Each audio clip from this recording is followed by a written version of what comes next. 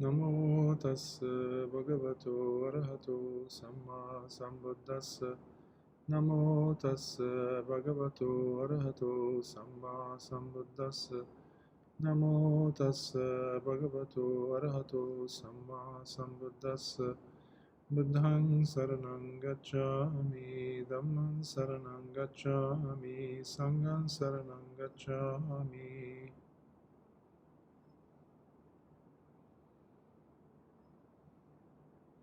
Dear listeners, viewers, this is an important time in your life, in the lives of your loved ones. This is a special recording being made for you at this very important and critical time. But it need not be a frightening time. It need not be one where you lose your composure, you lose your faith. It is a great opportunity to reconnect with whatever is of utmost importance for you in your life and the life and lives of your loved ones. It is a time to reconnect with your path, with your family, with saddha, with faith. As Buddhists, as individuals who practice the path of Lord Buddhas that we get from almost 2,600 years ago to this day, we look at life, the human life, as a rarity, as a rare opportunity, from the point of our birth all the way to the moment of our elder years, even at the moment of death. This is not only for individuals who are near that point in their lives. It could be a sickness, it could be a difficult time, but it could also be a time where some of you might have loved ones in the ICU perhaps. Physicians, doctors, GPs are saying one thing, your loved ones want another thing. Meanwhile, you are at a loss as to what it is that you want. Sometimes we just want peace. We just want to have things be back to normal. And for that we have what we call anicca, an understanding that there's nothing that remains the same. That is what Lord Buddha called anicca. It is one of the characteristics of existence. So here this recording is being especially prepared for you, so that you don't feel yourself, you don't find yourself being confused in any way, shape, or form, that you are protected, so long as you are able to find that tranquility of your mind. That might be through the chanting of some suttas, some pujas. For that, bhikkhus can be asked to come and join you in your own home. However, given the nature and the busy schedule of some bhikkhus, that might be difficult. But fortunately, in this technologically advanced age where we have many, many recordings, and I personally have prepared some recordings which I will provide links for.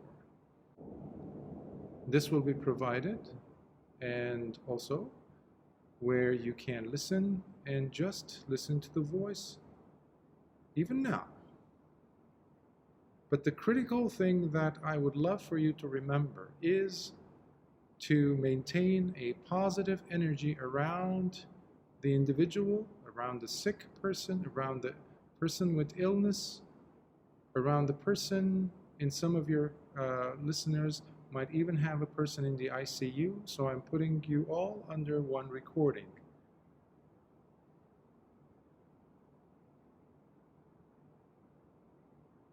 which can create a lot of difficulties when you have a loved one and you don't know what is happening to them.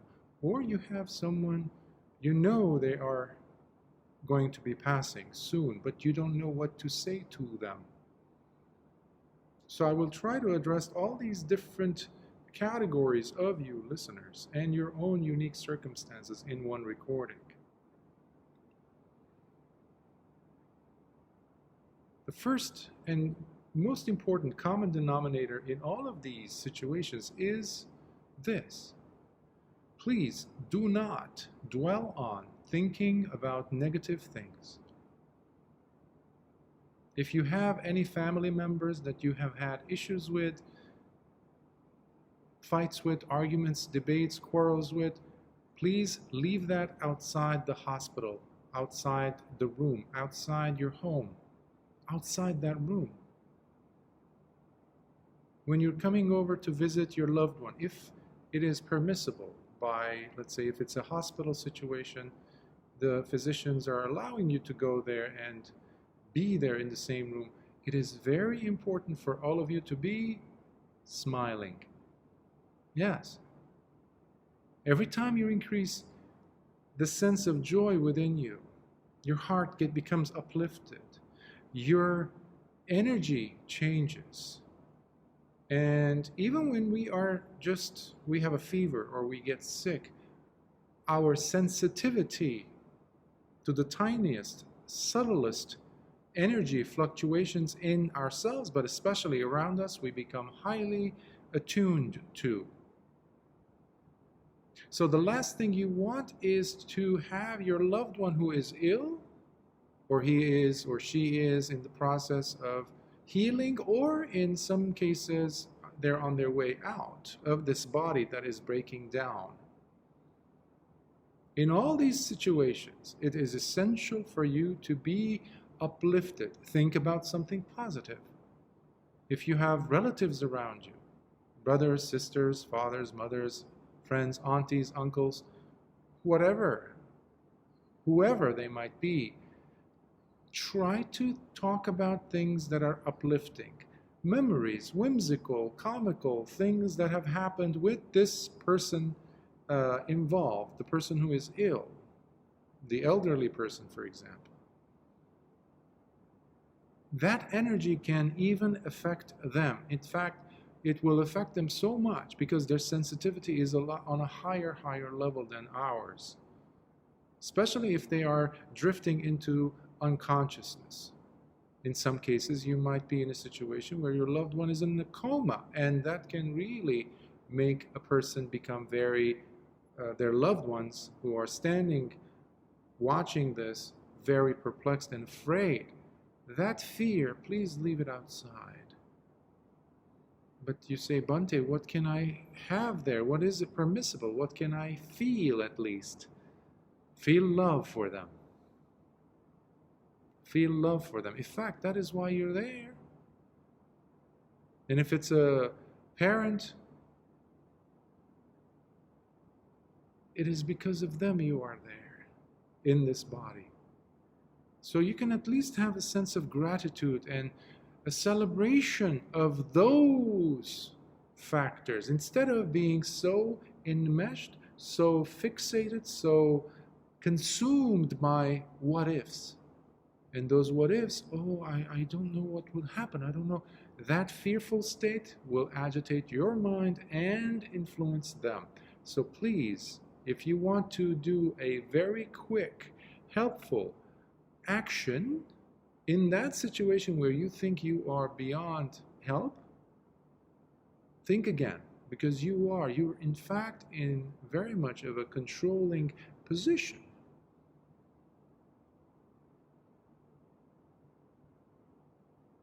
So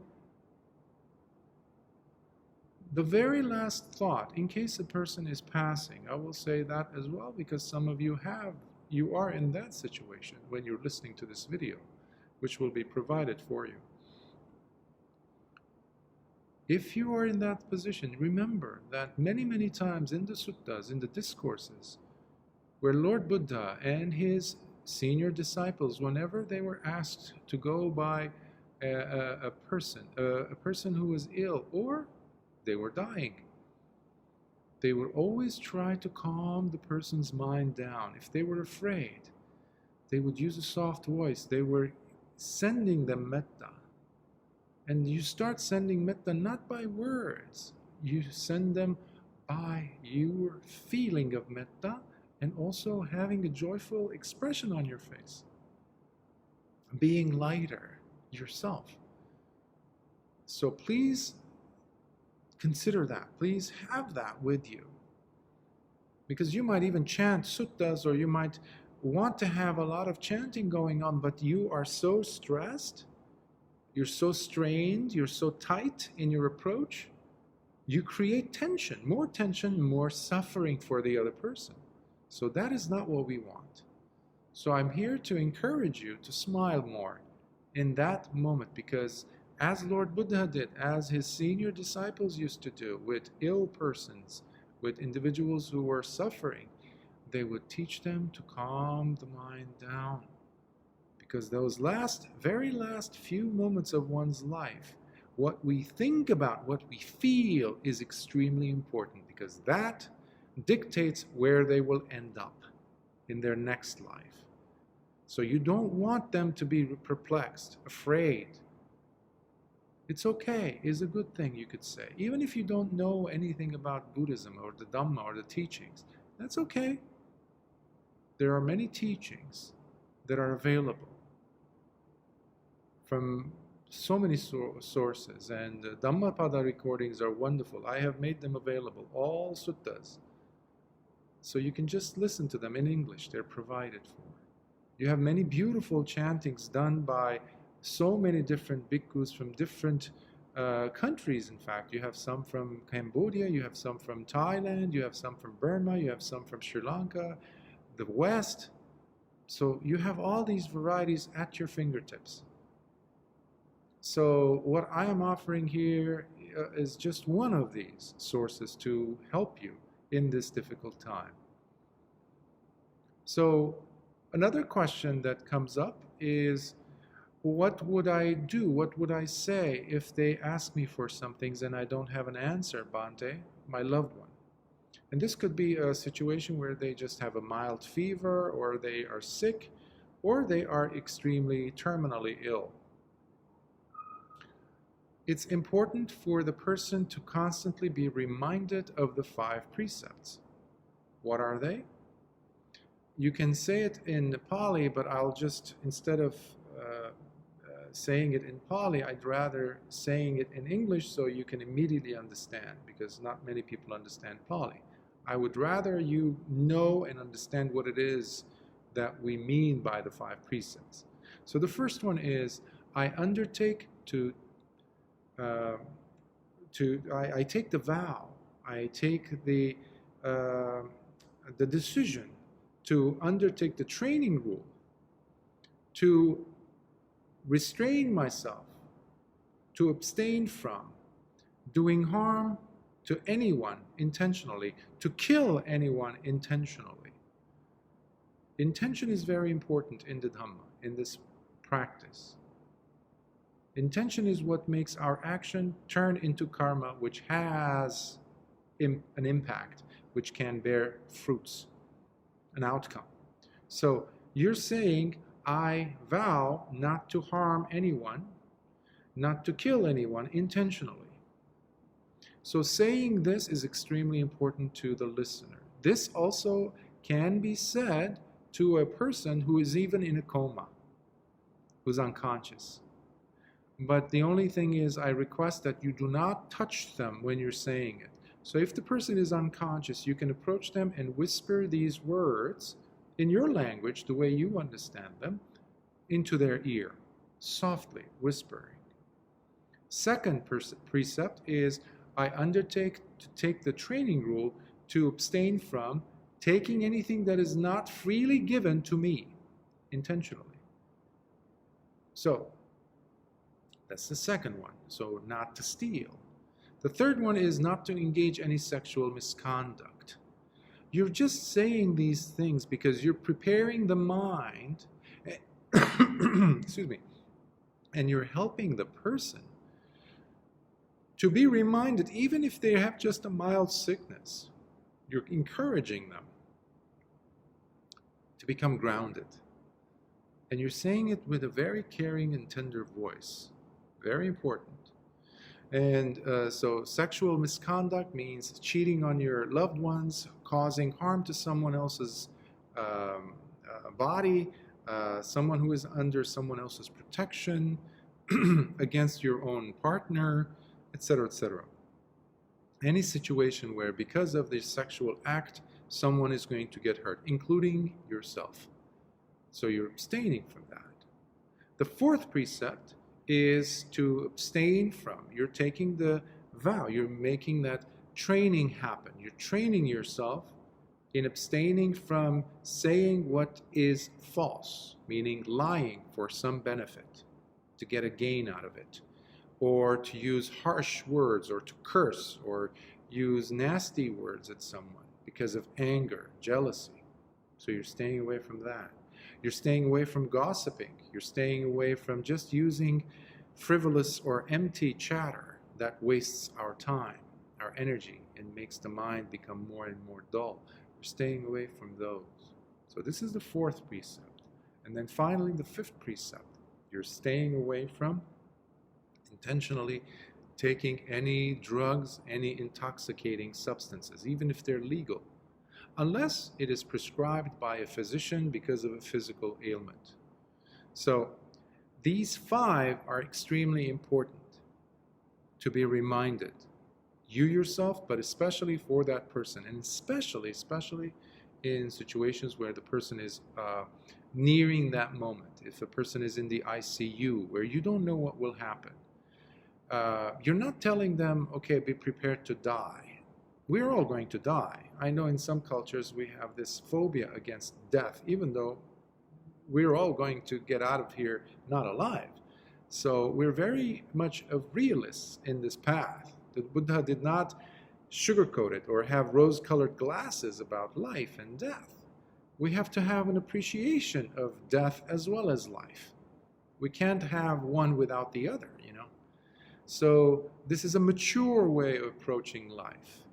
And when you have this sense of confidence in your voice, when you're coming from a place of caring and loving and compassion, the person settles their mind even more, which is what we want to happen to help the person transition, whether if they're just in pain and it might go away within a few days, or it's a serious issue, serious difficulty, maybe they're in the ICU, intensive care unit, or they are near, it's a really serious terminal situation, and we don't know anytime they could go, especially if the GP comes, the doctor comes and says, we only have a few days, or we don't know how soon or how long it will take for them to go, but they will go. So the last thing you want is to freak out. The last thing you want is to lose your composure. We need to calm ourselves down, tranquilize the mind, breathe, relax into it, and just look at the other factors that have brought you both in this world together. Think about the relationship itself. And look for things to be appreciative of as you're relating with this person, because you need to set the person's mind at ease as well as your loved ones who are there, because sometimes tensions arise in those very fragile moments. So you need to keep your mind, a cool-headedness. So having said this, there are, again, the option of calling a bhikkhu to come and chant is always there. What I also recommend is to have certain suttas play in the background, either through YouTube channel or you have the recordings. Softly, gently let it play in the background. Okay? So I don't want to have the recording to be too long, but I just wanted to say a few words about that, and Also, there's many instructions about this, but I wanted to give you a short, even though it's almost, well, it's over 20 minutes now, snippet of what you can do under the circumstances. So exude an uplifted state of mind when you're there.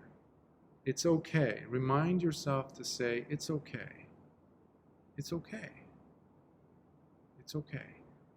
And always come back to a state of mind where you are tranquil. We take refuge in the Buddha, Dhamma, and Sangha. And what that means is every time you're doing that, you're becoming more trusting of the whole process that is taking place. It's okay, you're not alone. Saying that to yourself, you're not alone, is very calming and it's very realistic. It's true.